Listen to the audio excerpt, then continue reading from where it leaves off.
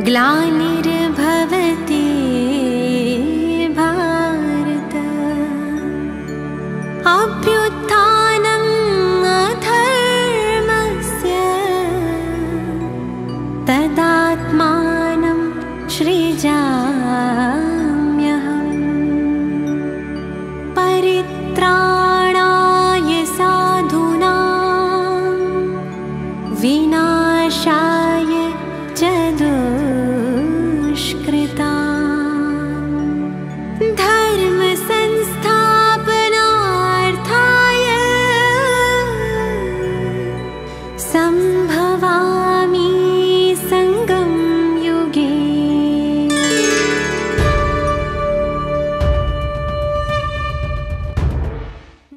ओम शांति।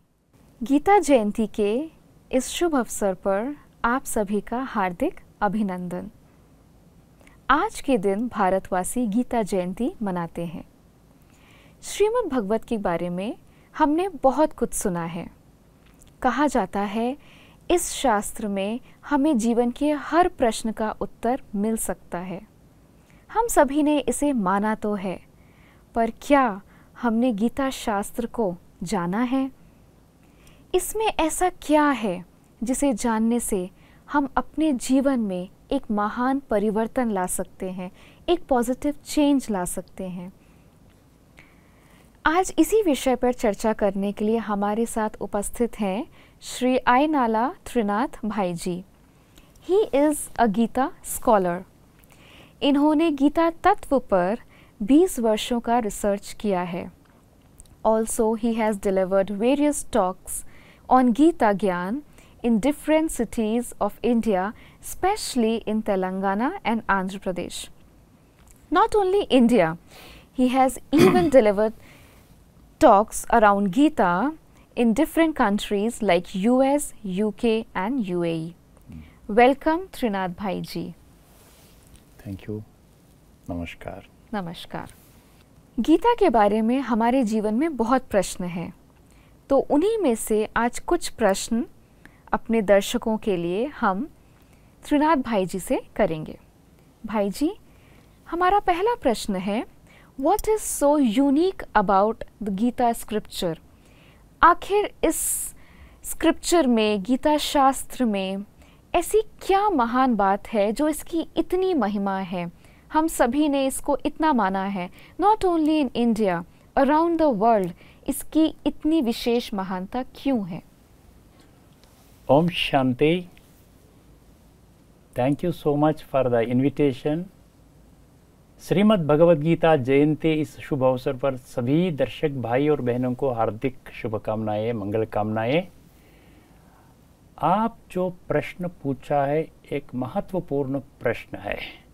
श्रीमद् भगवद गीता एक अनोखा शास्त्र है।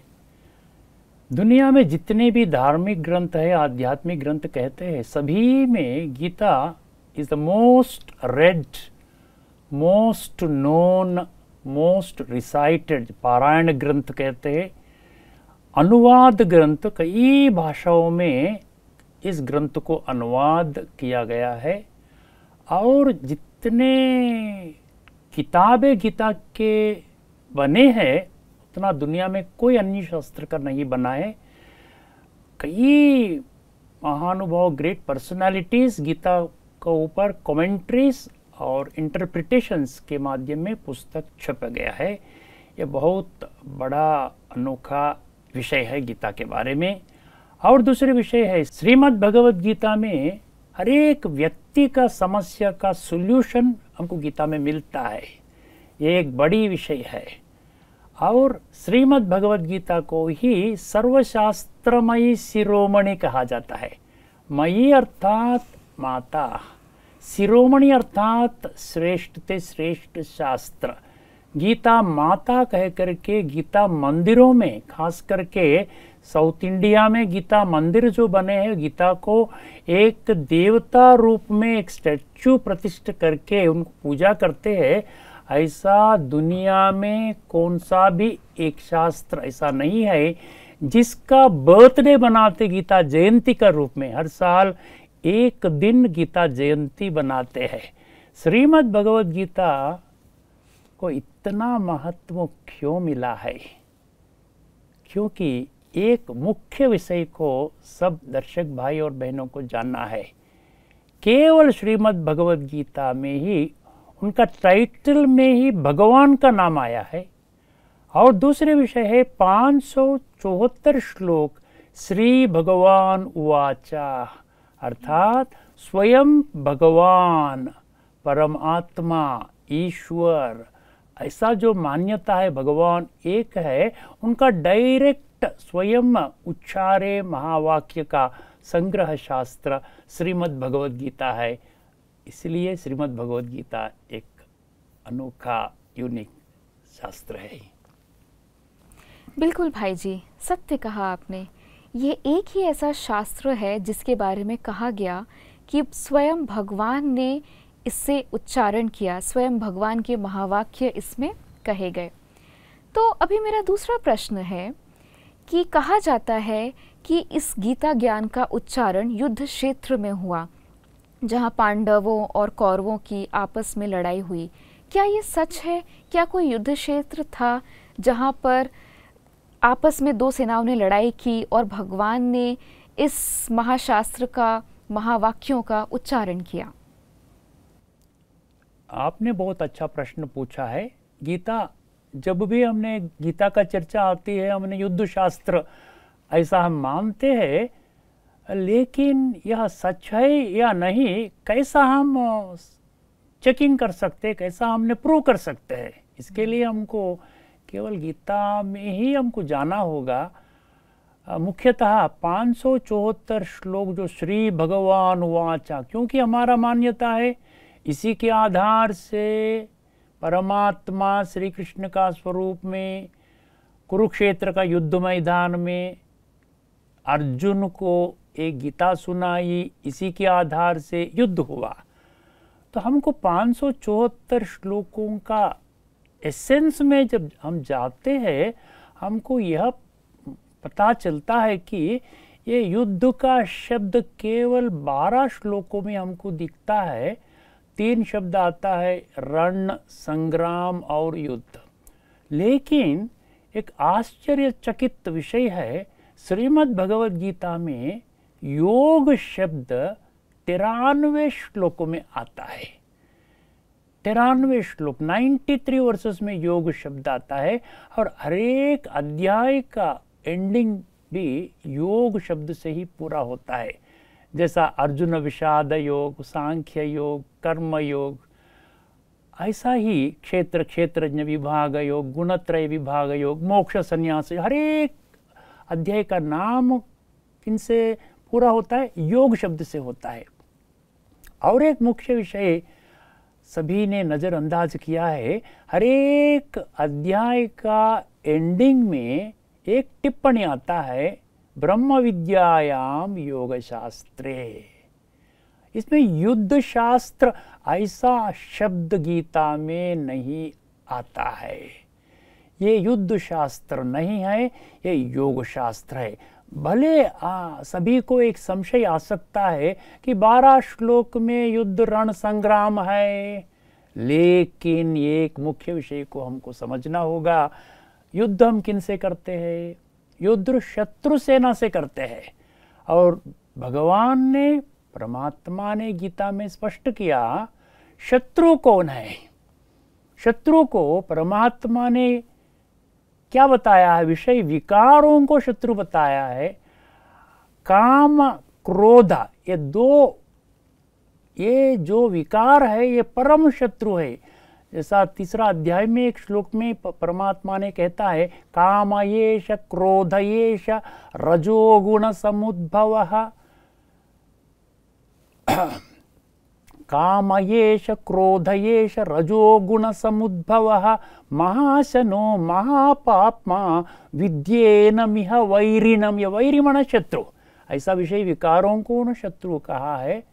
इसीलिए विषय ये आंतरिक युद्ध है, ये बाह्य भौतिक युद्ध नहीं है। जैसे युद्ध मैदान में ये कुरुक्षेत्र अर्थात कुरु अर्थात कर्म, ये कर्म क्षेत्र है। ये कर्म क्षेत्र, हम इस शरीर के आधार से हम जो कर्म करते हैं, विषय विकारों पर जीत पा करके हमको यह जीवन आगे बढ़ाना है।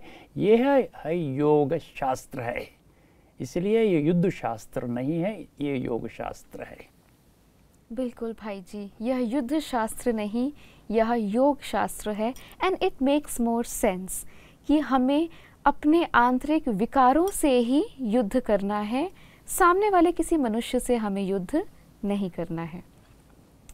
भाई जी, मेरा तीसरा प्रश्न है कि श्रीमद् भगवद गीता को हिंदुओं का शास्त्र कहा गया है। क्या सिर्फ हिंदू धर्म के लोगों का ही ये शास्त्र है? क्योंकि हम जानते हैं बहुत सारे लैंग्वेजेस में इसका ट्रांसलेशन हुआ है। Not only India, even abroad में लोग इसे पढ़ना समझते हैं, इसे जानना चाहते हैं, इसे समझना चाहते हैं। तो क्या सचमुच हर कोई इससे कुछ ना कुछ प्राप्त कर सकता है?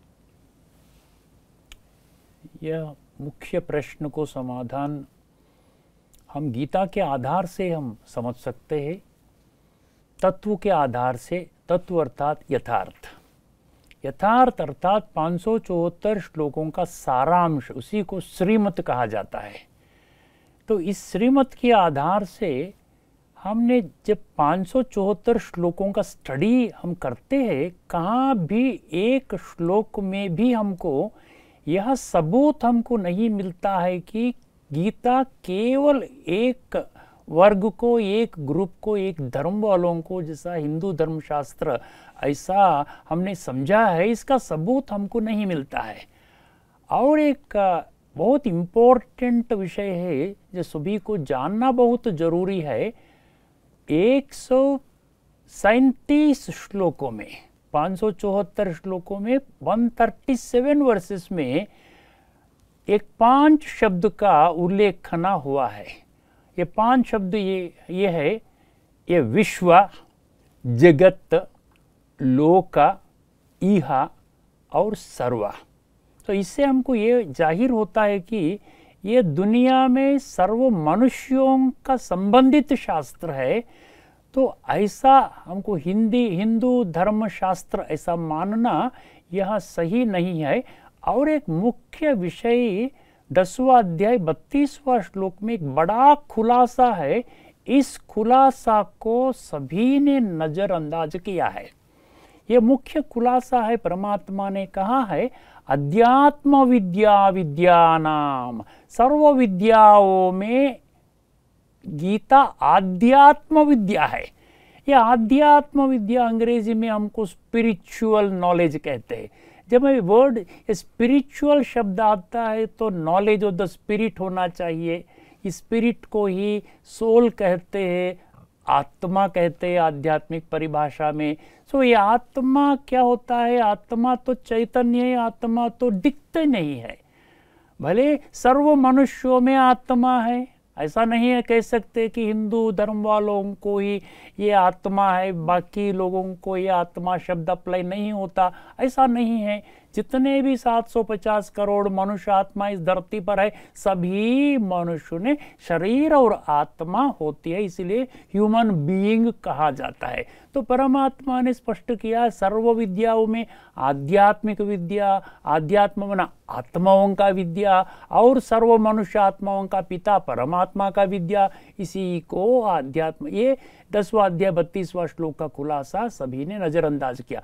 और इसी का सपोर्ट करते हुए बहुत अथॉरिटी से परमात्मा ने गीता में स्पष्ट कहा है कि जो भी विद्या आत्मा को एलिवेट नहीं करती है, आत्मा में जो भी हमारा जो तामसिक प्रधान संस्कार है इसको एलिवेट नहीं करती है, इसको प्यूरिफाई नहीं करती है, सत्व प्रधान संस्कार नहीं बनाती है, वो विद्या, ये इसको अज्ञान कहा गया है। 13वां अध्याय में 11वां श्लोक में। यह श्लोक ऐसा बहुत महत्वपूर्ण श्लोक है, सभी को ध्यान से इसको जानना बहुत जरूरी है। अध्यात्म ज्ञान नित्यत्वं तत्वज्ञानार्धदर्शनम ये तज्ज्ञानमिति प्रोक्तम अज्ञानम यदतो अन्यथा। इसमें दो विषय का जानना जरूरी है। तत्वज्ञानार्धदर्शनम कहा, तत्व के आधार से हम इसको जानना होगा। तत्व अर्थात यथार्थ, सत्यता के आधार से जानना होगा। और परमात्मा ने जो कहा है आखिरी पंक्ति में क्या कहा है, अज्ञानम यदतो अन्यदा। बाकी जो भी ज्ञान हम समझ करके हमने गीता के बारे में समझा, यह ज्ञान नहीं होता है जहाँ आत्माओं का जिक्र नहीं है और परमात्मा का जिक्र नहीं है, वो अज्ञान ऐसा परमात्मा ने इस श्लोक में कहा गया है। तो इसलिए जब हम तत्व के आधार से ये आध्यात्मिक ज्ञान समझ करके जानते हैं तो ये वैश्विक ज्ञान होता है, ना कि एक हिंदू धर्म का शास्त्र होता है। बिल्कुल भाई जी, बिल्कुल सच कहा आपने कि एक पॉइंट जो बहुत इम्पॉर्टेंट है कि यह जो शास्त्र है ये सिर्फ हिंदुओं के लिए सिर्फ इसलिए नहीं है क्योंकि यह हर आत्मा के लिए है, और आत्मा सिर्फ हिंदुओं में तो नहीं, आत्मा तो विश्व के हर एक मनुष्य के अंदर है। तो ये साबित करता है कि यह शास्त्र संपूर्ण विश्व के लिए है, यह आत्मज्ञान हर आत्मा के लिए है। इसी के साथ आगे बढ़ते हैं और मेरा अगला प्रश्न है कि कहा जाता है कि 4 युग हैं, सतयुग, त्रेता युग, द्वापर युग और कलयुग, और ऐसी भी मान्यता है कि यह जो भगवानुवाच हैं गीता ज्ञान में जो लिखे गए हैं यह द्वापर युग में दिए गए। तो क्या यह सत्य है, यह ज्ञान द्वापर युग में दिया गया? यह भी बहुत मुख्य विषय है। भगवान ने गीता किस युग में सुनाई, तो इसको भी हमने श्रीमत के आधार से ही हम समझने की कोशिश करेंगे। गीता में कौन सा भी एक पंक्ति में भी 574 श्री भगवान वाचा श्लोकों में एक पंक्ति में भी ऐसा नहीं कहा गया कि मैंने द्वापर युग में यह गीता ज्ञान दिया है। परमात्मा ने एक बड़ा खुलासा, मैं कब इस धरती पर आता हूँ, क्या कारण मैं आता हूँ, कौन सा लक्ष्य लेकर के मैं आता हूँ, परमात्मा ने बहुत स्पष्ट रीति से, वो बहुत फेमस वर्सेस है, 4वां अध्याय 7 और 8 सभी जानते हैं। यदा यदा हि धर्मस्य ग्लानिर्भवति भारत अभ्युत्थानमधर्मस्य तदात्मानं सृजाम्यहं परित्राणाय साधूनां विनाशाय च दुष्कृतां धर्म संस्थापनार्थाय संभवामि युगे युगे। इस 2 श्लोकों में परमात्मा ने स्पष्ट किया है मैं क्या पर्पस से आता हूँ, कब आता हूँ। जब धर्म का ग्लानि जो कहा है, धर्म भ्रष्टता ये होता है, कर्म भ्रष्टता होता है और अधर्म का उत्थान अवस्था पर चलता है, धर्म का क्षीणता होता है, उस समय पर मैं आता हूँ। अभी हमको देखना चाहिए कि हमारा बुद्धि नेत्र खोलना पड़ेगा, क्योंकि परमात्मा ने 84 लाख जीवराशियों में केवल मनुष्यों को ही मन और बुद्धि 2 सूक्ष्म शक्तियाँ प्रदान की है। हमको थोड़ा लॉजिकली समझना चाहिए, क्या सतयुग में संपूर्ण धर्म था और परमात्मा आकर के क्या धर्म स्थापन क्या करेगा, धर्म स्थापनार्थ परमात्मा आता है। तो फिर हमने युगे युगे शब्द लेकर के हमने 4 युगों में परमात्मा आते हैं, ऐसा हमने समझा है। जब हमको थोड़ा कॉमन सेंस हम कहते हैं, व्यवहारिक बुद्धि, साधारण बुद्धि से हम जब समझते हैं, जब परमात्मा सतयुग में आता है तो परमात्मा आने का लक्ष्य धर्म संस्थापनार्थाय, तो सतयुग से बढ़कर के ऊंचा युग स्थापन होना चाहिए। लेकिन क्या हुआ, सतयुग के बाद त्रेता युग हुआ आया है, तो उससे थोड़ा कम वाली युग आया, कम स्टेटस कम दर्जा वाली युग आया है।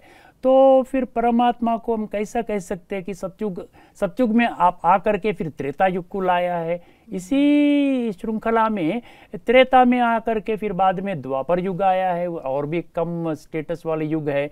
फिर द्वापर में परमात्मा आया है, ऐसा हमारा मान्यता है, जैसा अभी आपका प्रश्न भी था। फिर आया कौन सा युग आया है? धर्म संस्थापनार्थ आया, फिर कलयुग आया है, उससे भी कम स्टेटस वाले, अभी तो लोएस्ट स्टेटस का युग आ गया। तो ये परमात्मा को हमने ऐसा कहना ये गौरवप्रद नहीं हो सकता है। परमात्मा ने स्पष्ट कह दिया है और दुनिया इस दो श्लोकों को मानती है। युगे युगे अर्थात ये दो युग का बीच में परमात्मा आता है। ये धर्म भ्रष्टता, कर्म भ्रष्टता, सत्य त्रेता, द्वापर और कली में भी नहीं है। और कलयुग का अंतिम समय, अभी जो समय चल रहा है, इस अंतिम समय में, और इसी को हम कह सकते सतयुग का आदि समय, जो ये कालचक्र तो घूमता ही रहता है। तो ये सतयुग और कलयुग का बीच में इसी संगम युग कहते हैं। इस समय परमात्मा इस धरती पर आकर के धर्म संस्थापनार्थाय संभवामि हमने कहा है। अभी इसको हमने मान सकते, जान सकते। कली के बाद कलियुग जो होता है अधर्म हाईएस्ट स्टेटस पे चले गया है और उत्थान अवस्थ कहा है। फिर परमात्मा आकर के धर्म स्थापना करते हैं, वो सतयुग को लाते हैं।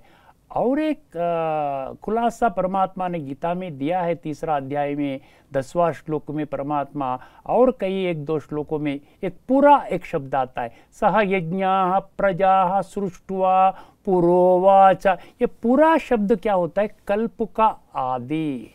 सत्य त्रेता द्वापर कली, इसको हम कल्प कहते हैं। आध्यात्मिक में आध्यात्मिक अंडरस्टैंडिंग में कल्प कहते हैं। सो कल्प आदि में मैं आता हूँ नई दुनिया रचने के लिए, ये पूरा शब्द ऐसा साबित करता है। तो ये कल्प आदि अर्थात सतयुग का आदि, सतयुग का आदि अर्थात कलयुग का अंत। इस बीच का समय, अभी जो समय चल रहा है, परमात्मा दिव्य कार्य जो हो रहा है, परिवर्तन का कार्य, अधर्म से धर्म स्थापना कार्य जो हो रहा है, अभी चल रहा है, ना कि द्वापर युग। यह मुख्य विषय को सभी को जानना बहुत जरूरी है। बिल्कुल भाई जी, बहुत ही सुंदर और श्रेष्ठ उत्तर है कि जब भगवान खुद आया है तो श्रेष्ठ युग की स्थापना होनी चाहिए।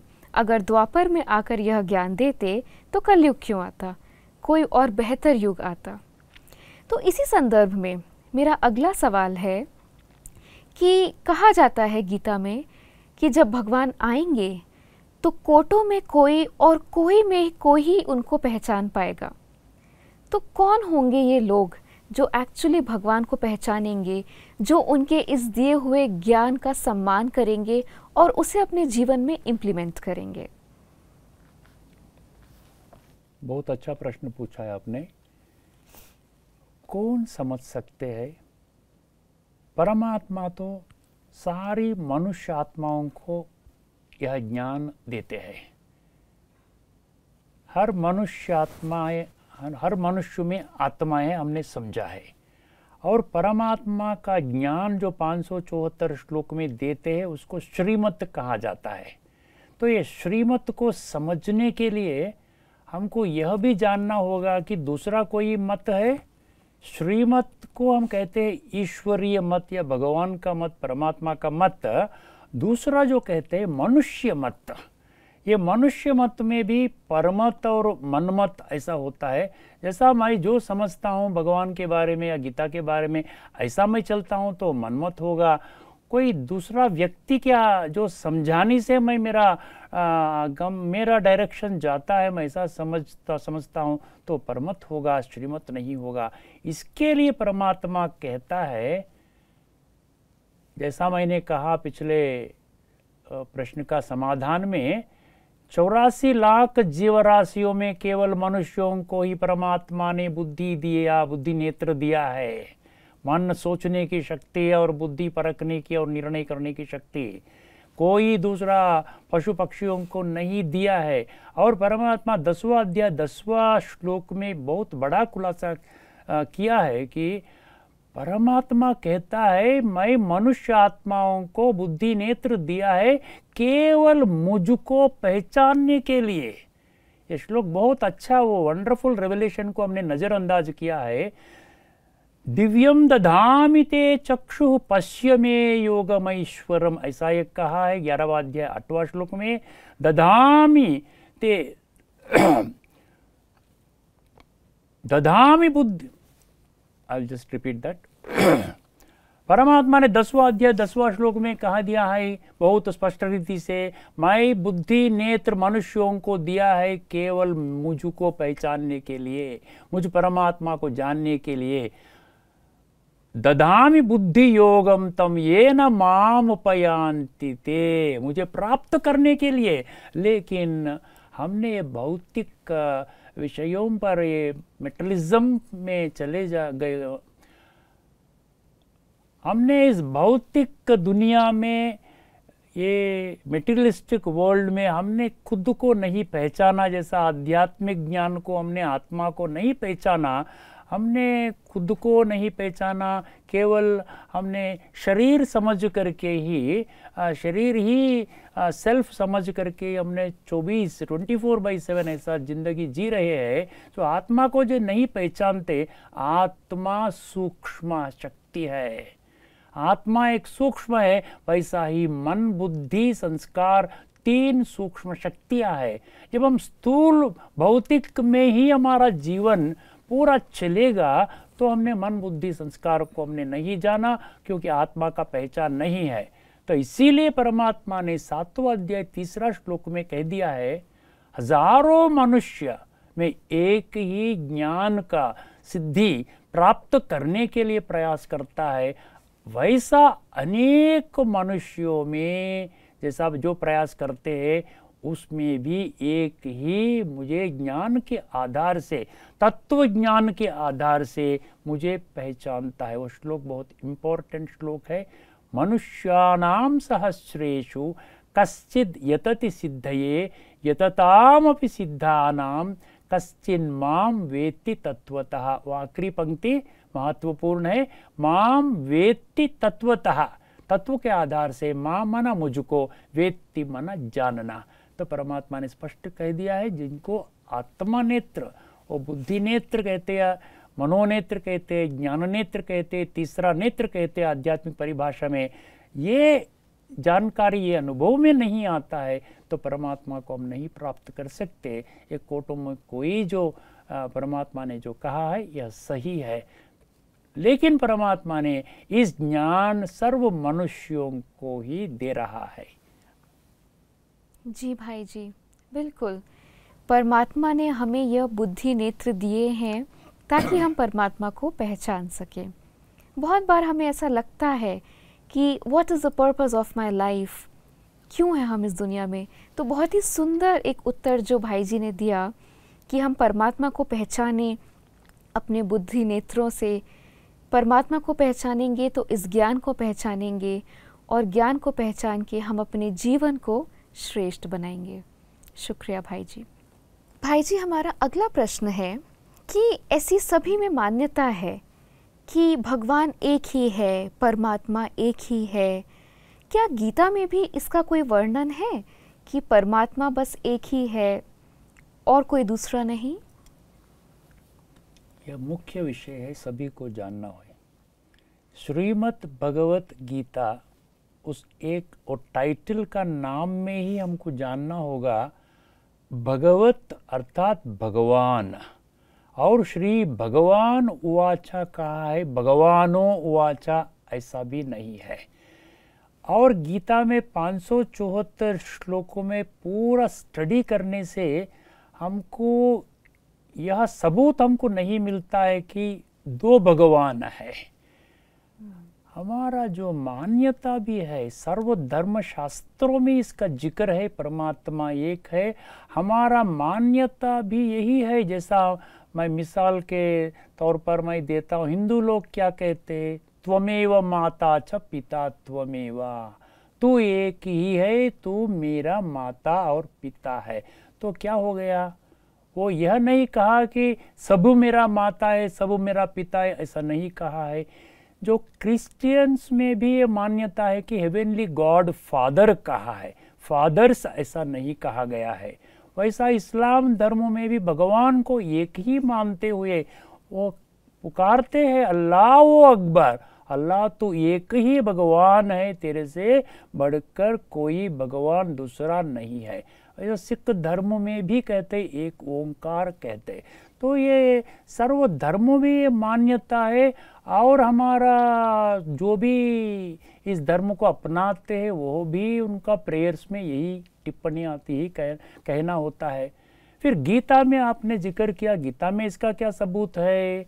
हमने अभी समझा एक धर्म का शास्त्र है या केवल एक अर्जुन को ही युद्ध रंग में बताया गया है, ऐसा हमने हमारा मान्यता है। लेकिन इसमें इस मान्यताओं को गीता इसमें सैंक्शन नहीं करती है।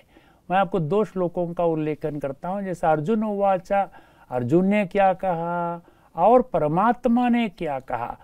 यह 9वें अध्याय 17वां श्लोक, ये बहुत मुख्य श्लोक है, सभी को जानना है। पिता अहमस्य जगतः माता धाता पितामहः। इसमें परमात्मा क्या कहा? मैं एक ही जगत का शब्द आया, वहाँ हिंदू धर्म का शब्द नहीं आया, या अर्जुन मैं एक को ही मैं पढ़ा रहा हूँ, ज्ञान दे रहा हूँ, ऐसा भी नहीं आया। पिता अहम जगतः माता, तो मैं सर्व मनुष्य आत्माओं का माता और पिता मैं एक ही हूँ। और अर्जुन उवाच, हम कहते हैं अर्जुन को ही दिया है। अर्जुन उवाच गीता में 85 वर्सेस है। अर्जुन उवाच, अर्जुन कह सकता है, स्पष्ट रीति से कह सकता है, एक पंक्ति में कह सकता है कि ये सारा ज्ञान मेरे लिए दिया गया है। लेकिन अर्जुन ने इतना अच्छा स्पष्टता से अथॉरिटी से कहा है।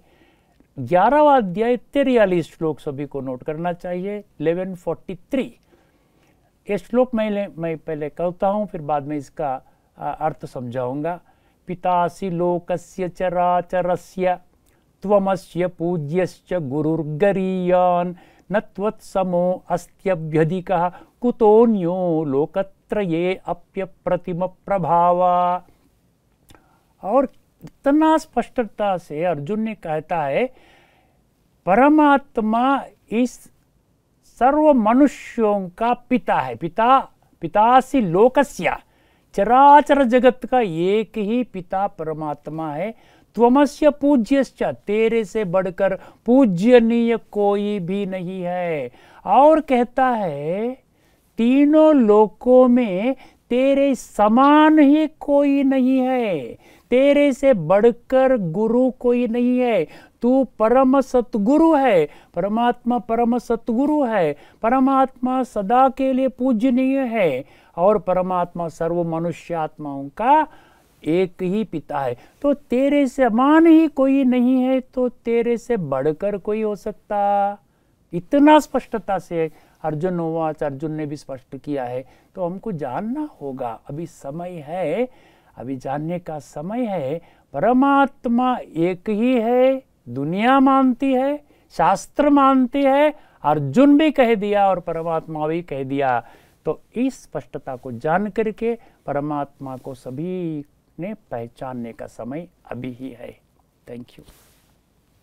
शुक्रिया भाई जी, थैंक यू सो मच हमारे प्रश्नों के इतने साफ, इतने सुंदर उत्तर देने के लिए। आपका ये जो 20 इयर्स आपने रिसर्च किया है और आपने जो गहन चिंतन किया है गीता ज्ञान के बारे में, उनके बेसिस पे जो आज आपने हमारे प्रश्नों के उत्तर दिए, मैं आशा करती हूँ कि हम सभी को फिर से एक बार जानने की ज़रूरत है। सिर्फ पढ़ना नहीं है, जानना है, सिर्फ मानना नहीं है, कि कैसे ये गीता ज्ञान को कहीं हमने समझने में कोई गलती तो नहीं की, क्या हमें इसे फिर से समझने की ज़रूरत है। ये सिर्फ हिंदुओं के लिए नहीं है, ये हर एक मनुष्य आत्मा के लिए है। किस युग में दिया गया, किसको दिया गया, क्या ज्ञान है, परमात्मा कौन है, एक है, अनेक हैं। भाई जी ने हर एक श्लोक के द्वारा हमें इन सभी प्रश्नों का उत्तर दिया। थैंक यू सो मच भाई जी। हम आशा करते हैं कि इस चर्चा के विषय को हम और भी एपिसोड्स में आगे बढ़ाएंगे। गीता जयंती पर हमें जो ये श्रेष्ठ ज्ञान मिला है, आज हमारे प्रश्नों का उत्तर मिला है, उसके लिए बहुत बहुत शुक्रिया आपका और सभी दर्शकों का, जिन्हें फिर से एक बार जानने की ज़रूरत है कि गीता क्या है, परमात्मा कौन है, गीता ज्ञान क्या है और इस ज्ञान में मेरे लिए ऐसा क्या श्रेष्ठ है जिससे मेरी लाइफ में एक पॉजिटिव चेंज आए, एक महान परिवर्तन आए और मेरा जीवन बदल जाए। ओम शांति। ओम शांति। गीता जयंती अवसर पर मैं पुनः सभी भाई और बहनों को अभिनंदन करते हुए, इस दिन सभी ने एक प्रतिज्ञा लेना जरूरी है, क्योंकि हम मनुष्य है, जिन मनुष्यों को परमात्मा ने मन और बुद्धि दिया है, और इस मन और बुद्धि को जागृत करने से बहुत कुछ विषय हम आध्यात्मिक स्तर पर जान सकते हैं, हमारा जीवन को बहुत ऊंचा बना सकते हैं। So thank you for this wonderful opportunity on the Gita Jayanti day. Thank you. Om Shanti for all of you.